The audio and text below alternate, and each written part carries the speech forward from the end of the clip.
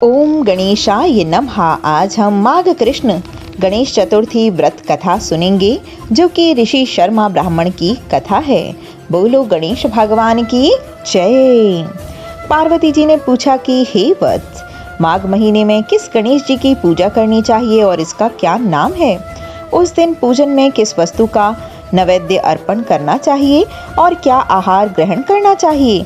इसे आप सविस्तार बताने की कृपा करें। गणेश जी ने कहा कि हे माता, माघ में भालचंद्र नामक गणेश जी की पूजन करना चाहिए और इनका पूजन षोडशोपचार विधि से करना चाहिए।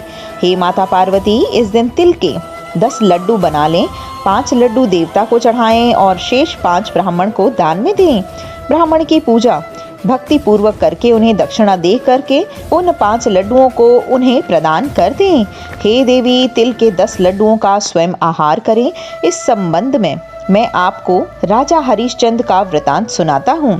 सतयुग में राजा हरिश्चंद्र नामक एक प्रतापी हुए थे। वे क्षात्र धर्म में पटु सरल स्वभाव वाले सत्यनिष्ठ और विद्वान ब्राह्मणों के पूजक थे।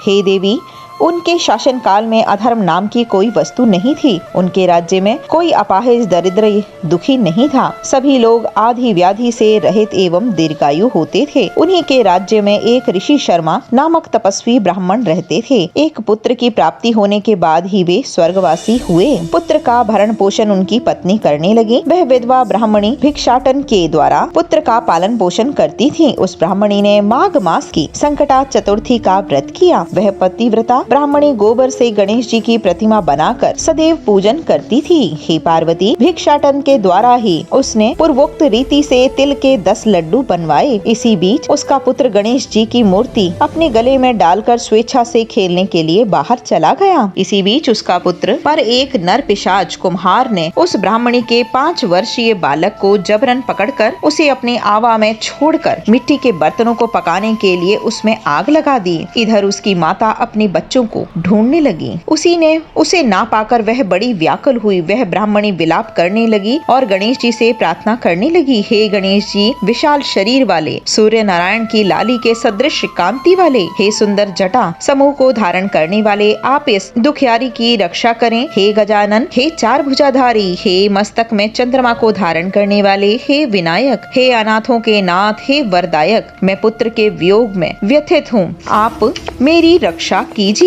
वह ब्राह्मणी इसी प्रकार आधी रात तक विलाप करती रही। प्रातः काल होने पर कुम्हार अपने पके बर्तनों को देखने के लिए आया और उसने जब आवा खोलकर देखा तो उसमें जांग भर पानी जमा हुआ पाया। और इससे भी अधिक आश्चर्य उसे तब हुआ जब उसमें बैठे खेलते हुए बालक को देखा। ऐसी अद्भुत घटना को देखकर वह भयवश कांपने लगा और इस बात की सूचना उसने राज दरबार में दी। उसने राजसभा में अपने कुकृत्य का वर्णन किया। कुम्हार ने कहा कि हे महाबाहु, हे प्रज्वलित अग्नि के समान तेजवान, हे महाराज हरिश्चंद्र, मैं अपने दुष्कर्म के लिए वध के योग्य हूँ।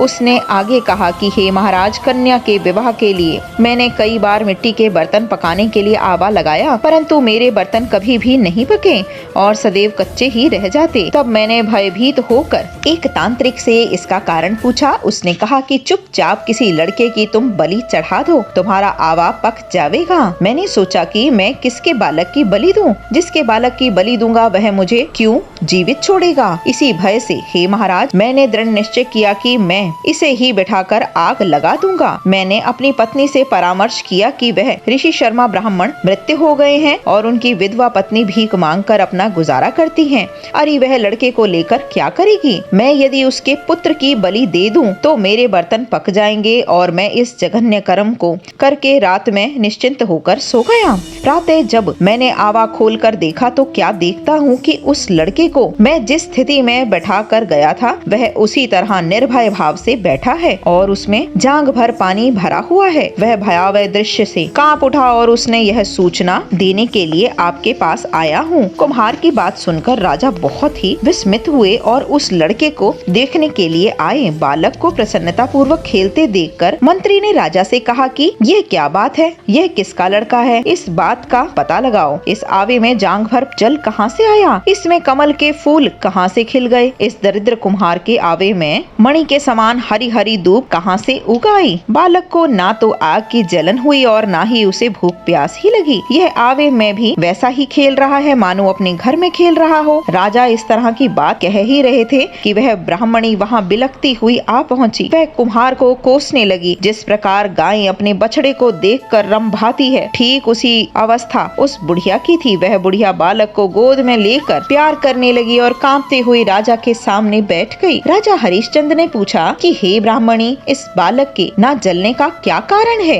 क्या तू कोई जादू जानती है अथवा तूने कोई धर्म आचरण किया है जिसके कारण बच्चे को आंच तक नहीं आई? राजा की बात सुनकर ब्राह्मणी ने कहा कि हे महाराज, मैं कोई जादू नहीं जानती, ना तो कोई मैंने धर्म आचरण किया है। तपस्या, योग, दान आदि की प्रक्रिया ही जानती हूँ। हे राजन, मैं तो संकट नाशन गणेश चतुर्थी का व्रत करती हूँ। उसी व्रत के प्रभाव से मेरा पुत्र जीता जागता बच गया। ब्राह्मणी की बात सुनकर राजा ने कहा कि मेरे राज्य की संपूर्ण जनता इस संकट नाशन गणेश चतुर्थी का व्रत करे, इसमें मेरी पूर्ण सम्मति है। राजा ने उसकी परिक्रमा करते हुए कहा कि हे पतिव्रते, तू धन्य है। राजा ने संपूर्ण नगर वासियों को गणेश जी का व्रत करने का आदेश दिया। इस आश्चर्यजनक घटना के कारण सभी लोग उस दिन से प्रत्येक मास की गणेश चतुर्थी का व्रत करने लगे। इस व्रत के प्रभाव से ब्राह्मणी ने अपने पुत्र के जीवन को पुनः पाया है। इतना कहने के बाद श्री कृष्ण ने कहा कि हे युधिष्ठिर, आप भी सर्वोत्तम व्रत को कीजिए। इस व्रत के प्रभाव से आपकी सभी कामनाएं पूर्ण होंगी और आप मित्रों, पुत्र और पौत्रों को सुख देने वाले साम्राज्य को प्राप्त करेंगे। हे महाराज, जो लोग इस व्रत को करेंगे उन्हें पूर्ण सफलता मिलेगी। भगवान कृष्ण की बात से युधिष्ठिर जी बहुत प्रसन्न हुए और माघ कृष्ण गणेश चतुर्थी का व्रत करके निष्कंटक राज्य भोगने लगे। बोलो श्री कृष्ण भगवान की जय।